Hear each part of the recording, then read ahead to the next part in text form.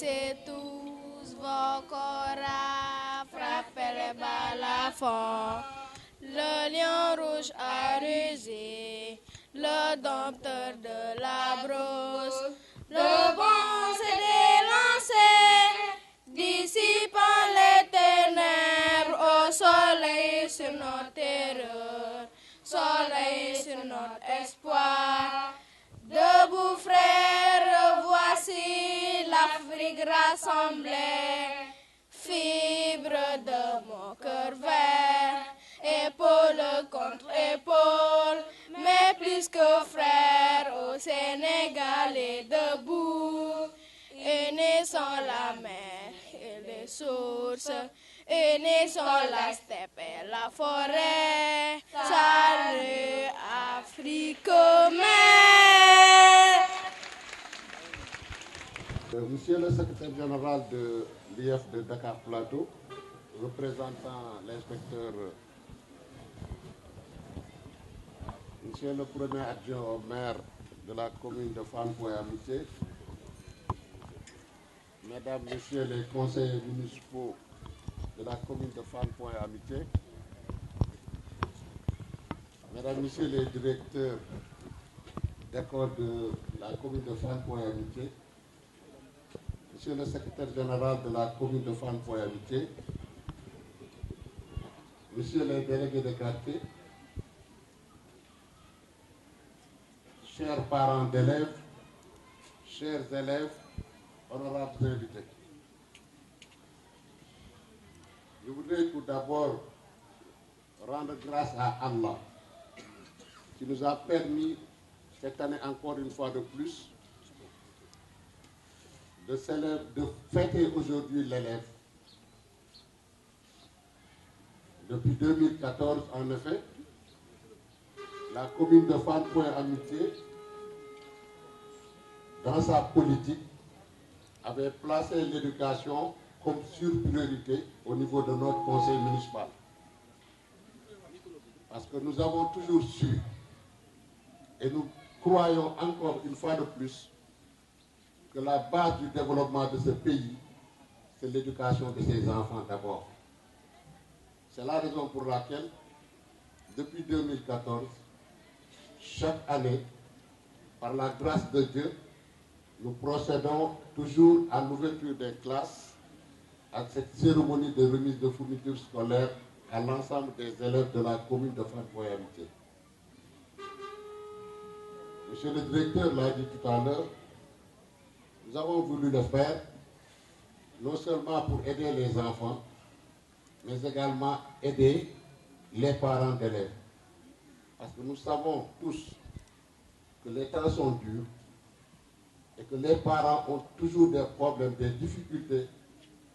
pour vouloir assurer le quotidien au niveau de la maison, les factures d'électricité, les factures d'eau et des fournitures scolaires. C'est la raison pour laquelle, depuis 2014, je me rappelle, c'était au mois de juillet-août, j'avais réuni l'ensemble des directeurs d'école et l'inspecteur. Je leur avais posé une seule question. De quoi a besoin un élève d'octobre jusqu'à août ou septembre? Donc du début de l'année scolaire jusqu'à la fermeture de l'année, de quoi a besoin chaque élève? Lorsqu'ils m'ont fait les propositions, nous en avons parlé en conseil municipal et aujourd'hui, par la grâce de Dieu, depuis 2014, il n'y a pas un seul parent d'élève qui a son enfant dans les 7 établissements scolaires de la commune qui achète une seule barre de craie. Tout est pris en charge par la mairie. Nous n'avons pas voulu faire une remise symbolique pour laisser les parents avec les problèmes. Nous avons pris en charge toute l'année. Donc l'élève n'a pas besoin d'une seule barre de craie durant toute l'année scolaire. Tout est pris en charge par la commune. Et je pense que Dieu nous a aidés. Depuis que nous l'avons démarré, jusqu'à présent, on continue à le faire. Nous l'avons fait, je l'ai dit tout à l'heure, parce que l'éducation représente pour nous la base du développement. Et je me rappelle au niveau du conseil municipal, nous avions fait un plan d'action avec 3 priorités: l'éducation, la santé et le cadre de vie. Et depuis lors, je pense que chaque année,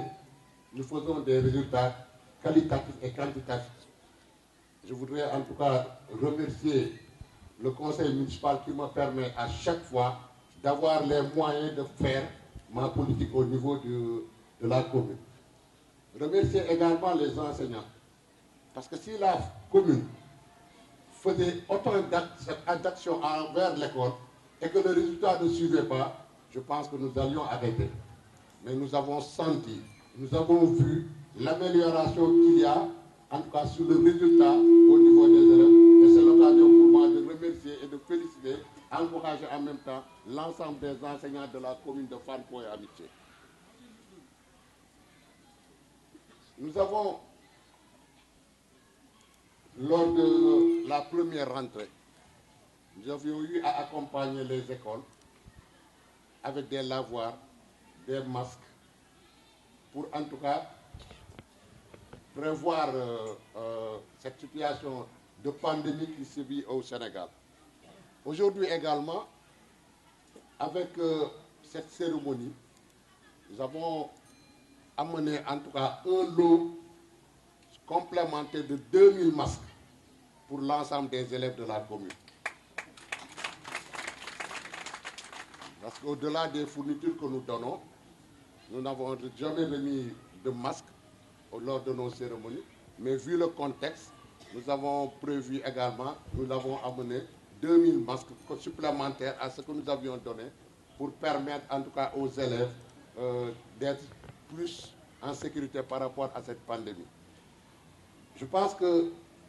dans notre politique, nous avons tous vu l'amélioration du cadre de vie au niveau de l'ensemble des écoles de la commune. Je pense que cette année, nous allons terminer, nous avons parachevé en tout cas le pavage des écoles. Parce que je pense qu'il ne nous reste que Bamba Mbaxane 2 et Bamba Mbaxane 1. Je pense que sous peu de temps, nous allons terminer ce programme de pavage qui nous permettra en tout cas d'améliorer le cadre de vie au niveau des écoles. Mais également, pour cette année, nous avons amené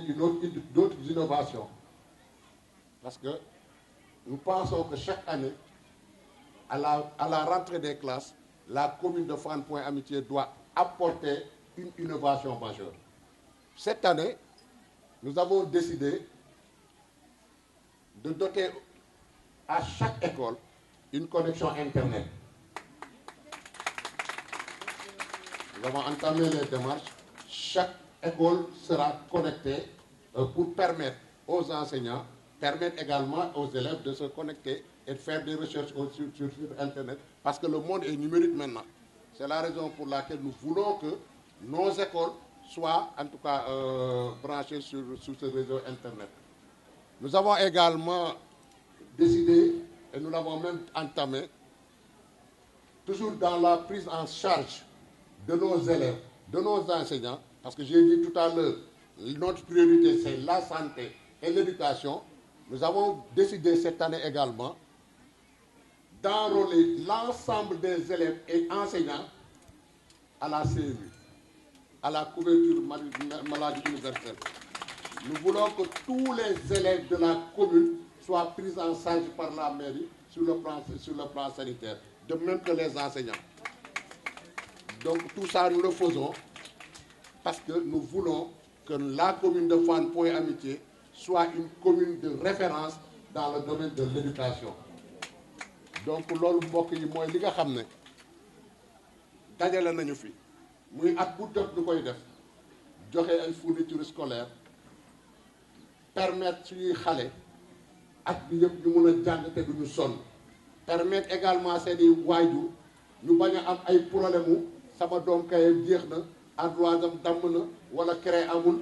Ñun nag ñu décidé woon depuis 2014 ne lépp loo xamante ne élève dina ko soxla octobre ba école di tëj maire bi jël na ko en charge moo koy fayal ko moo koy fay.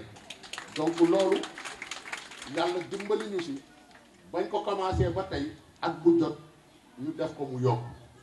at bu jot ñu demandé lan la élèves yi soxla ñu jox ñu chiffres yu bees ñu yokk loolu jox leen donc loolu également gis ngeen école bii nu mu mel ñëpp xam nañu nan la école daan mel ñëpp xam nañu école nan la meloon mais aujourd'hui yàlla dimbali nañu ba politique bi nga xamante ne moom la ñuy mëne permettre nañu ñu pavé école yi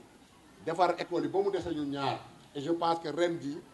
bu dul woon ay lenteur administrative kon pare na donc ren jii dinañ pare ñaari école yooyu nga xam ne suñuy école dañuy nekk ay école de référence loolu la ñu soxla ñu waxaat ne bi école di tijji si te boobu CM2 rek la woon am na matériel bu ñu joxoon école yi muy wàllu ay lave-mains ay masques et cetera mais tey jii nga xam ne ñëpp ñooy ubbeendoo ñu andiwaat beneen bu bees andi 2000 masques complémentaires dolliwaat ko pour élèves yi ku nekk mun a am sa masque fii ak école di tëj donc loolu yëpp dañ ko def pour sàmm suñuy doom sàmm suñuy xale pour permettre leen nga xamante ne dinañu jàng ci kaw jàmm ak salaam ñu wax ne également jamono ji fii mu toll jamonoy internet la ñu ne suñuy école à partir de ren ji école yëpp dinañ leen connecté internet ku si ne di nga am sa internet du bopp pour permettre recherche yi enseignants yi di def wala élèves yi bugg def ko am connexion wifi ñoom ñëpp ñu am ko donc loolu entamé nañ procédure bi je pense que sous peu de temps école yëpp ku si nekk dina am sa connexion wifi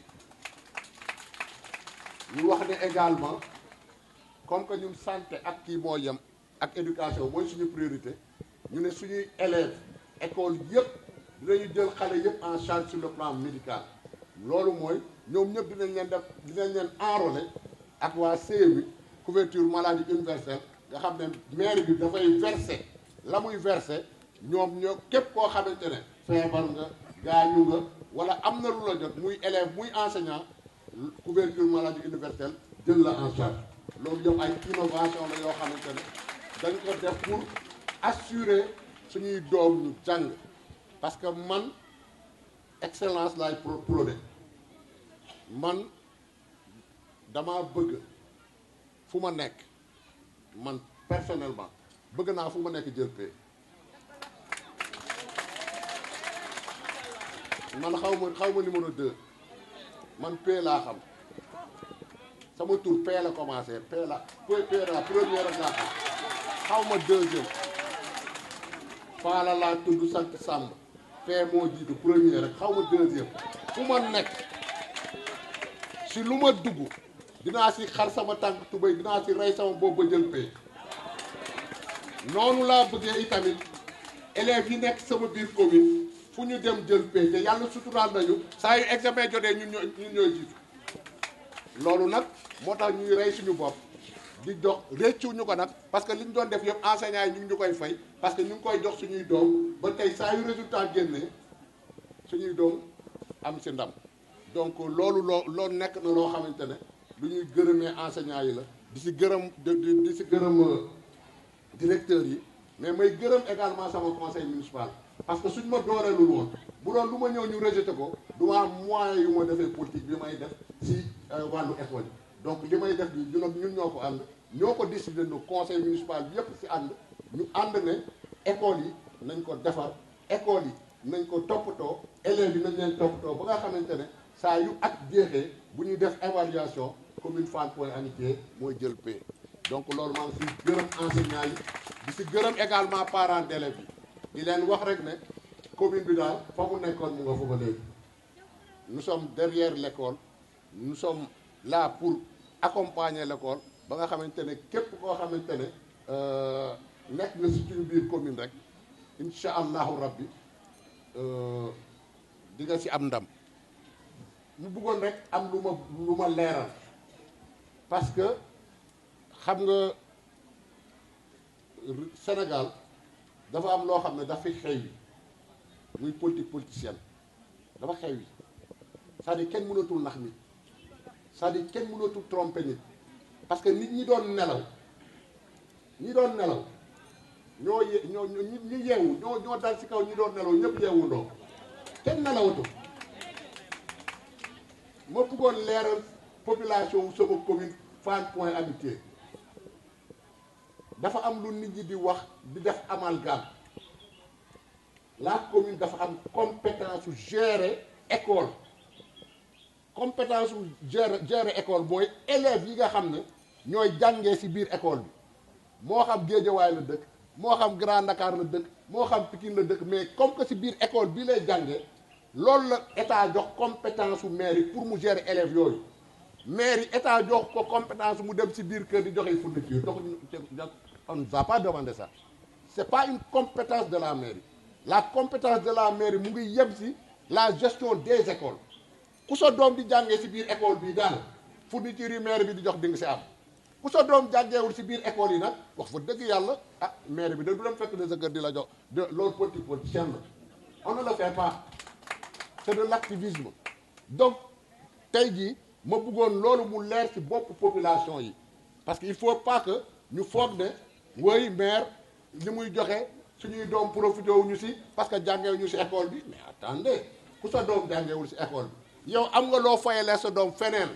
ñi nga xam ne amuñu lu ñu fayalee seen doom du andi nañ leen ci public bi bàyyi leen ñoom ñu jox leen seen fourniture yow mi am loo fayalee sa doom dama jëndali sa doom fourniture